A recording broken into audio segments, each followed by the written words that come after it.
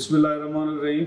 Liaquat university hospital Hyderabad और जामशोरों का माहौल इस तरह है कि जिस तरह एक कुंभा हो, हम उसमें मुख्तलिफ अफराद मुख्तलिफ जिम्मेदारियों से खिदमत सर अंजाम दे रहे हैं।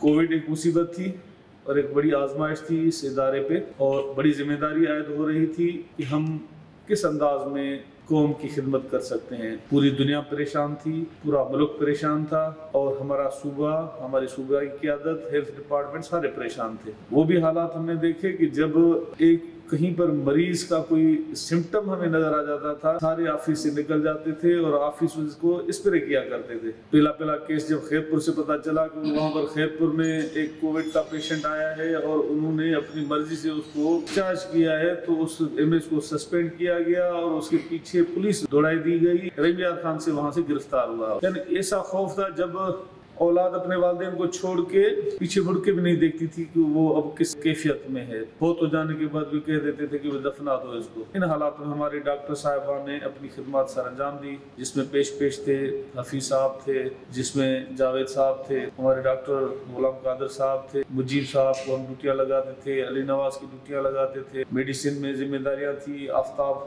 की जिम्मेदारी थी, काशिफ साहब बिला तफरीक ICU के पेशेंट्स को भी देखते थे और कोविड के पेशेंट्स को भी देखते थे। ये आजमाइश की घड़ी ज़्यादा अरसा हमारे डॉक्टर सिद्दीक पौड़ साहब और हमारे दौर में ज़्यादा उरूज पे पहुंची हुई थी। हम सब की जिम्मेदारियां थी, हम सब ने कोशिश की। कुछ तो कोविड से अफेक्ट भी हुए और जो है मरते मरते जिस तरह बच्चे, काशिफ साहब पे ज़्यादा सीरियस अटैक हुआ था, हमने इसको निभाया। जावेद साहब की वही खिदमत हैं जिनको तो भुला नहीं सकते। उन्होंने एक डिग्री भी कोई यहाँ घर बैठे डिग्री, वो जो इसको सहूलत हुई कोविड की वजह से, ना तो इसको जाना पड़ता, इसके लिए भी कुदरत ने आसानी की। लेकिन ये बाहर की डिग्री है, ये न सिफारिश पे मिलती है, न किसी पैसा खर्च करने पे मिलती है, वो अहलियत पे मिलती है। इनको जो डिग्री मिली है वो अहलियत की बुनियाद में मिली है। इसी तरह हम अपने खुशी के मौके जो है मनाते रहते हैं और इसी तरीके से ही फिर अपनी मुलाकातें भी होती हैं, आप एक दूसरे से गपशप भी होती है और बहुत सारी चीज़ें हम समझते और सीखते भी हैं। नियाज साहब की शदीद ज़रूरत थी, ये हमें छोड़ तो गया था, लेकिन बहरहाल हमने इसको नहीं छोड़ा, बिलाखिर इसको वापस ले आए। और अब हम मुतमईन होते हैं, इत्मीनान से होते हैं कि जामशोरों में डॉक्टर गुलाम कादिर साहब और नियाज साहब और शफीक साहब तीनों मिलके हमारे जामशोरों की विंग को बेहतर से बेहतर करेंगे। और हम जामशोरों की विंग को ऐसा ही देखना चाहते हैं जैसी सर्विस हमारे सिटी की ब्रांच में है। सिद्दीक साहब अपनी जिम्मेदारियां बड़े आसान तरीके से निभा के सुबकदोश हुए और उन्होंने हमारे दिलों पे राज किया।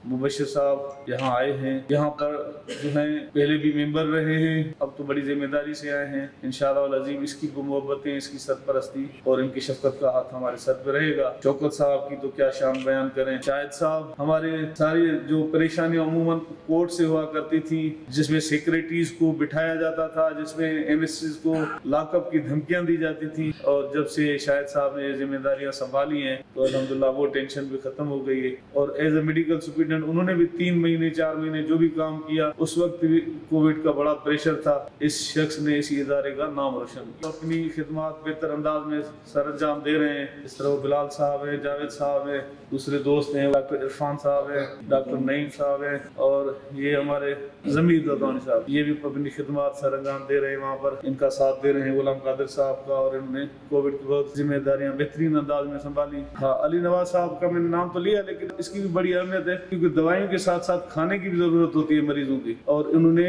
हर मरीज के लिए उसी की जरूरत के मुताबिक खाना तैयार करवाते थे और वहाँ पहुँचवाते थे। कि मेरे पास आकर नए किचन की दरख्वास्त करता है, मैं इस तरह सुनता तो हूँ लेकिन तवज्जो नहीं देता हूँ, ये दोबारा दोहराता है कि शायद बात सुनी नहीं है। हमारे इसी MADR के प्रोग्राम में है इंशाल्लाह अज़ीम, ये नया किचन भी बनेगा, उसको ये जदीद से जदीद तरीके से देखना चाहता है।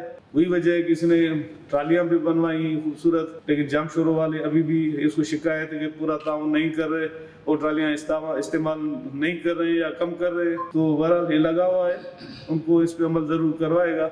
और हैदराबाद में भी इंशाल्लाह ये निज़ाम मुतारिफ होगा। मोहम्मद अली साहब, मोहम्मद अली अब्रो साहब मेरे कलीग हैं और मेरे दोस्त हैं, मेरे शहर के हैं और इनकी ख्वाहिश बहुत मेहनत करने की होती है। तो डेवलपमेंट विंग में इनका पहले वहाँ DG ऑफिस में, DHO ऑफिस में अच्छा काम किया है और मुझे भी जब ज़रूरत होती है डेवलपमेंट के काम में इनसे हेल्प लिया करता हूँ। डॉक्टर फैसल की तो क्या बात करें, जिस पर हम मेडिकल सुप्रिटेंडेंट और मेरे पास भी इतनी पब्लिक नहीं आती, लेकिन इनके पास बड़ा बड़ा सा हुजूम होता है। बहुत सारे ब्लैकमेलर आते हैं दवाइयों की जाली पर्चे लेके, लेकिन उन सारे प्रेशर्स को बड़े आसान तरीके से फेस करता है, लोगों को मुतमईन करता है। इसका अंदाज ऐसा बेहतरीन है कि जिसको वापस भी कर देता है वो भी खामोश होकर चला जाता है। ना तो यहाँ पर ये होता था कि वो लोग बाहर खड़े होके एहतजाज करते थे, चिल्लाते थे, शोर मचाते थे।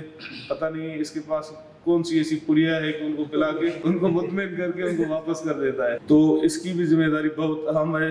मेडिकल सुप्रिटेंडेंट साहब, हम भी पब्लिक को डील करते हैं, लेकिन इसकी मेहनत बहुत ज़्यादा है। सारे वार्ड्स हैं, सारे यूनिट्स हैं जिनके लिए दवाइयों का अरेंजमेंट करता है और बार बार हमें याद दिलाता है कि फलां चीज़ ख़त्म हो गई। अगर वो डायरेक्ट हम LP मिलेंगे तो महंगी मिलेगी। तो अब इसकी वजह से इसी हॉस्पिटल को करोड़ों रुपए का फ़ायदा हुआ है। हमें अब और ज़रूरत है कि ऐसे नौजवान और मिल जाएं, इनके नक्शे कदम पे चला के हम इदारे की और मज़ीद खिदमत कर सकें।